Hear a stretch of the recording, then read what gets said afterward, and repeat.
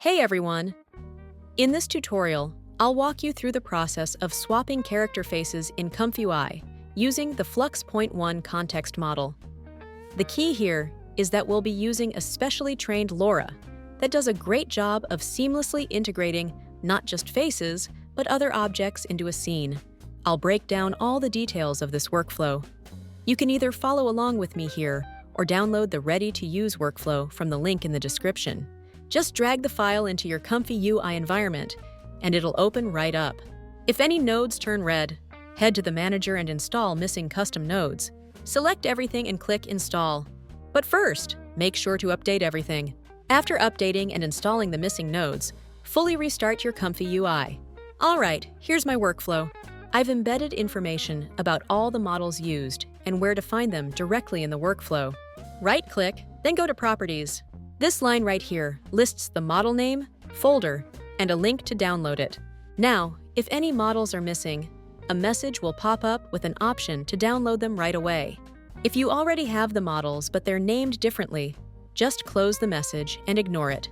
It won't affect anything. Then, select your model in the node. This node contains the model information. Clicking the link takes you to the developer's page where you can download it.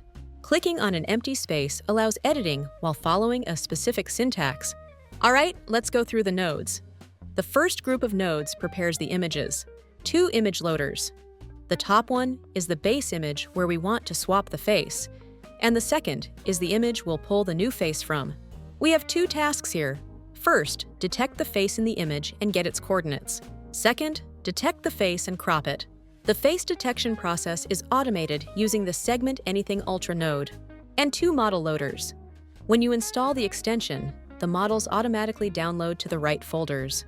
Here's the developer's page with examples of how the plugin works. This tool recognizes not only faces, but also other objects and details. In the prompt parameter, you specify what you want to detect in the image.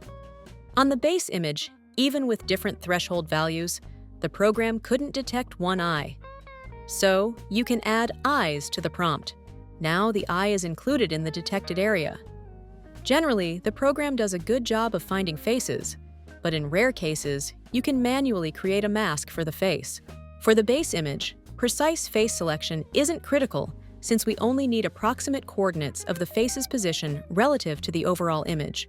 The data from this node is passed to the Mask Crop Region node. This node is used solely for this parameter, which passes the coordinates of the object's location. In our case, the face. These coordinates are sent to the Image Composition node. Here, I call a variable, which I define here. I've set up a few more variables for convenience, so I don't have to drag long connections across the entire workflow. So, the face is selected, and we need to pass its coordinates for further processing. The Mask Crop Region node handles coordinates in the correct format. It crops based on a specific algorithm. If we connect a node that outputs values, we'll see the mask as a square. 484 is the side length of the square, along with the coordinates.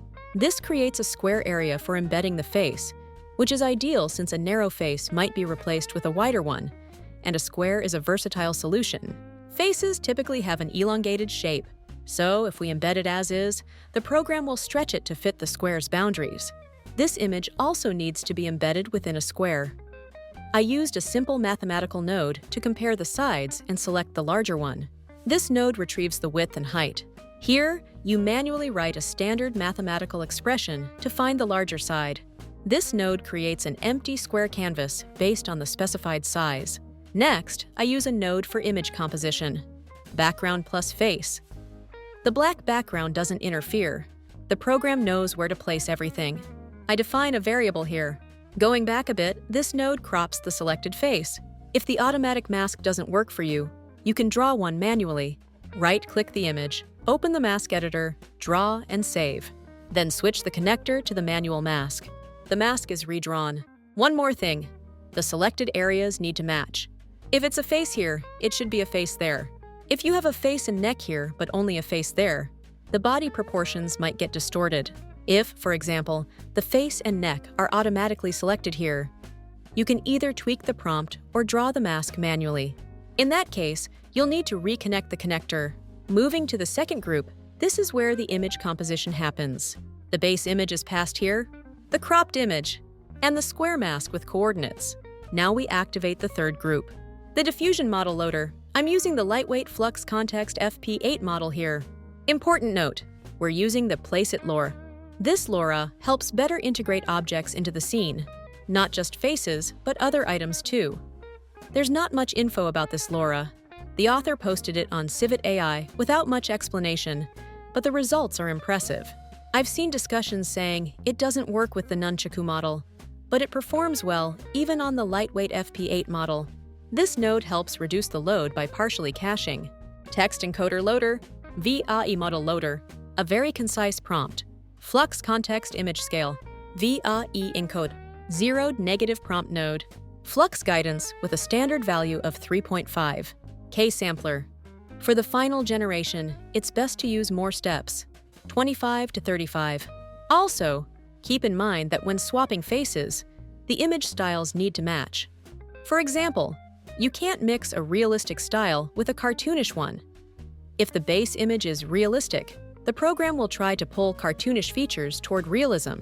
It'll also adjust skin tone, lighting, and other aspects to make the image look natural. I should also mention some nuances that affect the quality of the final image and the level of similarity. When selecting images, try to avoid certain situations. For example, the base image is a high-resolution close-up portrait, while the second image is low-resolution and full body, meaning the face has very few pixels. In this case, the program lacks enough information. The features are blurry and unclear. As a result, the program will try to fill in the gaps, attempting to reconstruct the face with limited data. This can reduce similarity or give the face a plastic-like effect. The opposite situation. The base image is low quality, but the face to be embedded is a high-resolution close-up. Here, the program has to overly compress the face to find a balance, which can also impact quality and similarity. And third, if both faces are looking in completely opposite directions, it can be challenging for the neural network to rotate the face while maintaining similarity.